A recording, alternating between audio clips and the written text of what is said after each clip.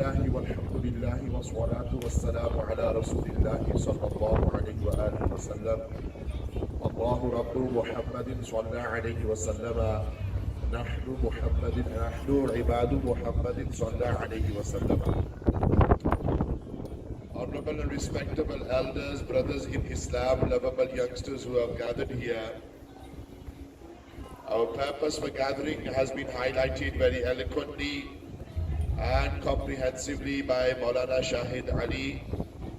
Without doubt, central to each and every Muslim's life, first and foremost, is the beloved Prophet sallallahu alaihi wasallam, the Prophet of mercy, the Prophet of light, rahmatan lil alameen, khatamun nabiyyin. And alongside the Prophet sallallahu alaihi wasallam, central to the lives of every single Muslim is the book of Allah Almighty Jalla wa Ala, that book in which there is no doubt. ذَلِكَ الْكِتَابُ لَا رَيْبَ فِيهِ. And as they mention, echoing and emphasizing their words, this book has been revealed as a means of guidance for the whole of humanity. هُدًى لِلنَّاسِ وَبَيِّنَاتٍ مِّنَ الْهُدَى وَالْفُرْقَانِ, and a means of making distinction between right and wrong, between haqq and batil. Therefore, it's important that we as Muslims establish our firm connection not only with the Qur'an but also with Sahibul Qur'an, Huzu Jane Jana Rasul Akram sallallahu alaihi wasallam. We find that in every couple of months or in a few years, as time passes, the enemies of Islam want to test what is the Ghairat-e-Iman and what is the Jazba of Islam of the Muslims. So we see this, whether it's the insulting cartoons through the Charlie Hebdo magazine or the Danish cartoons a few years ago depicting the Prophet ﷺ in an insulting and a violent way.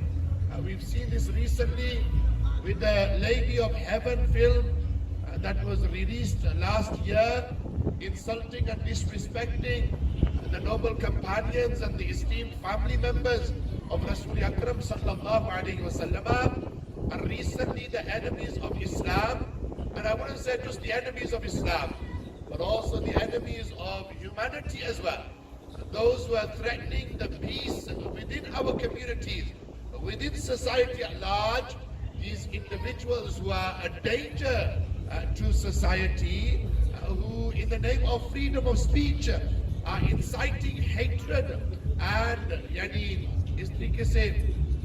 injustice towards the Muslims. And these individuals who have now turned their attention towards the Qur'an.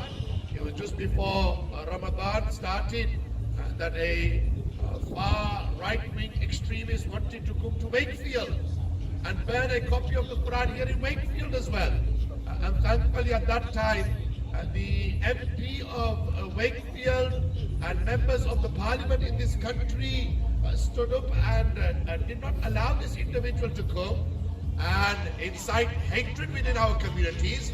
And so in the same way as Maulana Shahid Sahib called out on the international community, on those individuals who are in a position of power and authority, be it Muslims or non-Muslims, they have every right to stand up for the rights of the Muslims as well. They have the opportunity to uphold the peace amongst the Muslims as well. But we as Muslims also have a duty and responsibility to the Quran as well. I end with this, that how many of us have actually opened the Quran since Ramadan? How many of us actually read the Quran on a regular basis? How many of us study the Quran with ulama of the Ahl Sunnati wal Jama'ah? And most importantly, how many of us live our lives in accordance to the teachings of the Quran? We find within our daily lives many of us who go against the Quran and the ahkam of the Quran and the ta'limat of the Quran, that will give a preference to culture over our deen and our religion.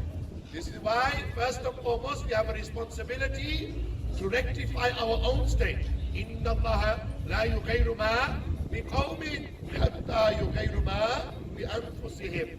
That Allah Almighty will not change the state of a nation until those individuals begin to change themselves. Therefore, we need to ask ourselves, yes, no doubt, we condemn the actions of the government of Sweden for allowing the desecration of the Quran, the burning of the Quran, the insulting of the Quran, but we ourselves as Muslims need to ask, what is our relationship with the Quran? Our relationship with the Quran seems to be only a case that when somebody dies, we'll open the Quran and read it. That when our daughter is about to be given away, when her rukhsati is happening, then we'll put the Quran over her head. Or when we need something, then we'll open the Quran. When all of our needs are fulfilled, then we have no link and no ta'alluq with the Quran. So we have to understand that our Quran, our honor, doesn't just mean that we raise our voices condemning the actions of the enemies of Islam and the enemies of freedom of speech and the enemies of peace and harmony in our communities. Our Quran, our honor also requires that we make our connection with the Quran mazboot as well. That we recite the Quran regularly and that we instill the Quran into our daily lives. That we study the Quran and more importantly, we teach our children the Quran as well. It's important that Allah Ta'ala shower His infinite mercies and blessings upon each and every one of you. Those of you who made the effort to be here today, this is your ghairat-e-iman, this is a sign of your faith that Allah Ta'ala has granted you this opportunity, that whenever the honor of the Prophet ﷺ is challenged, the honor of the Quran is challenged, that you are at the front line and you are always seen, alhamdulillah, at these protests. Long may this continue, but it's important that we pass this message on to others as well.